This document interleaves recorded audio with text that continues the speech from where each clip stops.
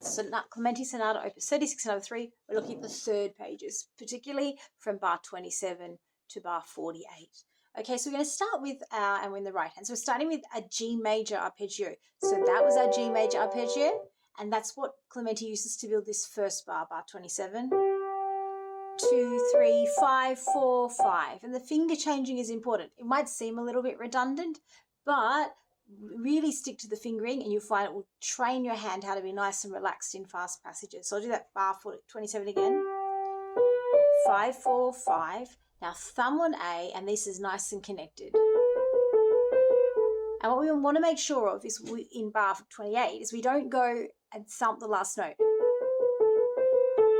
which often happens. We just want to make sure that the last note of that slur is the softest note, and then fly away.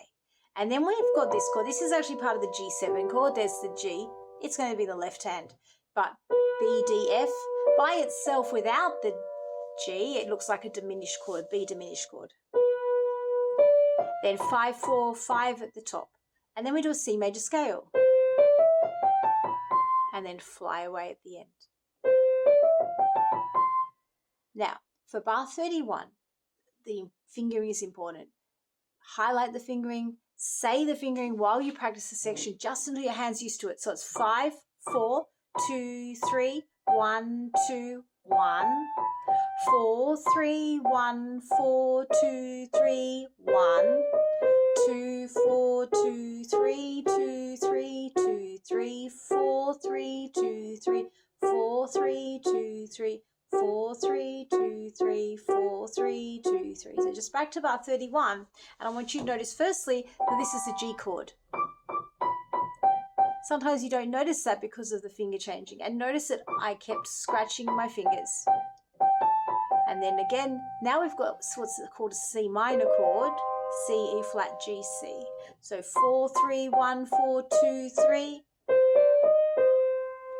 And then that's the augmented second for C minor. But then there's that F sharp, which is not part of C minor, telling us that we are actually playing the G major chord, which is the dominant. It's going to lead us back into the C chord in bar 36. So here we are back in our C chord, the same as the beginning, but an octave lower.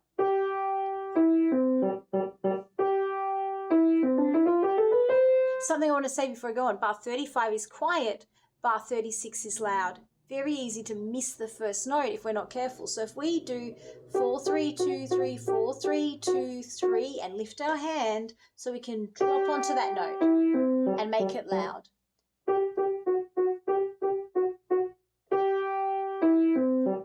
And we can just use that little bit of a ritardando, slowing down in bar 35 to lead us in, but lifting our hand and dropping it in rhythm, keeping the rhythm, but lifting our hand and dropping just makes that transition between PP and F much clearer.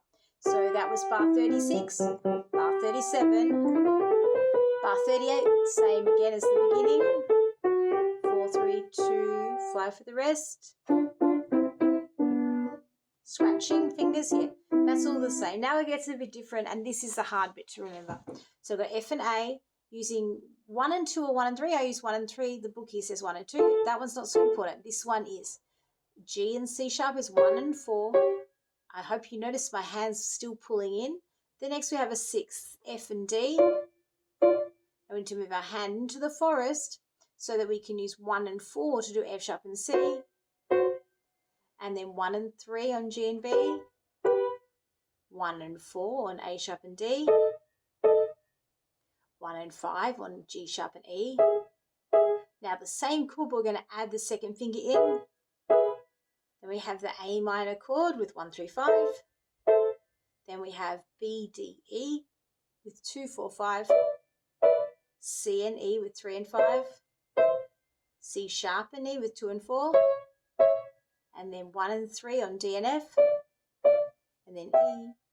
And then down the scale into this. Now the way we do this, we do the first 3 notes, and now we hold the thumb while we bring 4 and 2 over,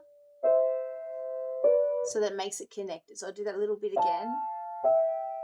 Hold the thumb, 4 and 2, 1 and 3, and come off. Now B and F. Again, it's our diminished fifth part of our G7 chord, scratch, scratch, and then C and E. So maybe it's outside and then inside. And then on F sharp and C, same thing, outside, inside, 4 and 2. Then our B and F are our diminished again. And our F sharp and C. And our G chord. So that's the third page. I'll play the whole third page through so you can hear.